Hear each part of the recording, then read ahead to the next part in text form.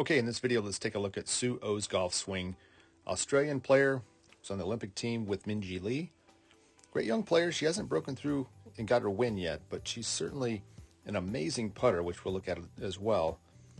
And also this golf swing. See why she might be less consistent maybe than she'd like to be. She was off to a great start early this week and then had some trouble round 3. But let's take a look at this swing. Just a quick reminder, if it's your first time to the channel, hit that subscribe button. And if you like the video, please hit the like button as well. So a little different move here. She certainly has the mental game and the makeup to be a great player, no question. Just the technique-wise, there might be some things that she struggles with on a consistent basis. She does swing it sort of on a sort of two-plane type of action. And for those of you that are sticklers for perfect video angles, the angle's not perfect here, but we'll do the best we can. Setup-wise, she has the hands, sort of lower, bend a little more forward, but then she's going to swing it high, more on an upright plane. So here it goes up, left arm up in that shoulder plane line, as we call it, slightly laid off at the top, and a great sequence as she starts down with the lower body moving. But unlike a lot of players that actually get lower and start sort of in this position and drop, she's actually going to get taller. And typically for players that are getting taller, that gives you a little less control at the bottom meaning down here, because the club face becomes a little less stable as the handle's raising through impact. So as she drops, she shallows it beautifully. We'll see on another video a little clearer. But getting taller, the hands off the original plane, getting out toward the shoulder plane, and that's where you get some of that flip and rotation. You can see that club, just like I said, changing planes a bit, which means the bottom part has to be much more timed up. And when it's not, it's going to be the right and lefts, no question. You can even see this driver swing here too. Hands looking slightly lower than some players. Winds it, lifts it up on that upper plane. Uses the ground nicely, but once again, coming back away from the ball slightly. And then the flip chase look right there. Now she drops through it. She actually gets lower after impact as it flips. She's super tall and then flips and gets lower. Typically, like I said, those players have a little more difficulty on a week in and week out basis just controlling that club face at the bottom. If we look at a fairway wood shot here, we'll see a similar pattern. Hands lower, legs really tall there to address, up on that upper plane, much higher than a lot of the contemporaries. They're in the legs nicely there for power, for sure. Once again, arms almost back out to the shoulder plane line, which may not be a bad thing depending on the week, depending on the club. Once again, this is a great golfer. We're not saying they're not a great golfer, they are.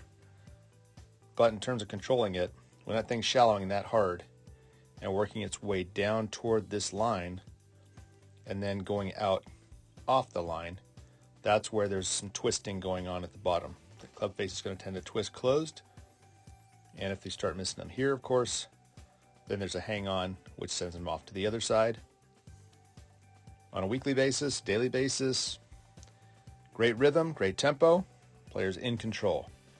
Perhaps, though, Sunday afternoon, a little more tension, perhaps out of routine slightly, and that twist at the bottom becomes difficult to manage.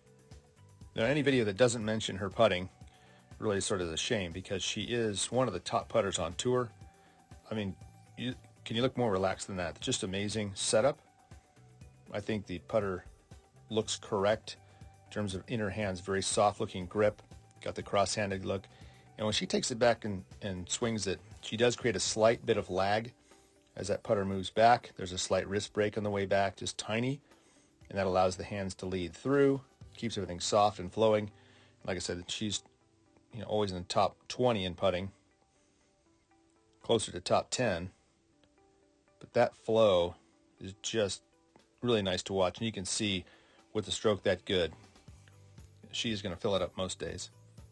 If we go slow-mo on this one, we can see a little bit of that hinge and lag she creates in there.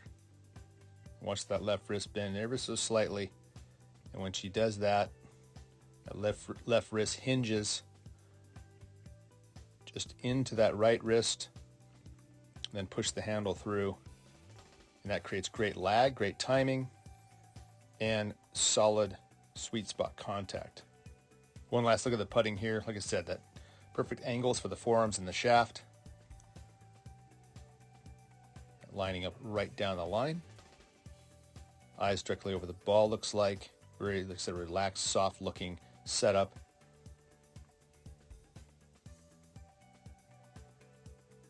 Tiny bit of lag. Handle pushes through. Head very, very steady. Or at least eyes steady. Great putting stroke. I love watching her putt as much as anyone on tour. And lastly, let's take a look at this wedge shot here. Coming into the hole back left.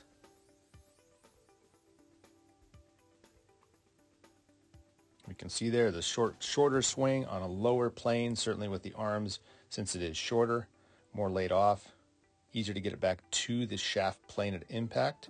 Very different angles at impact, you can tell.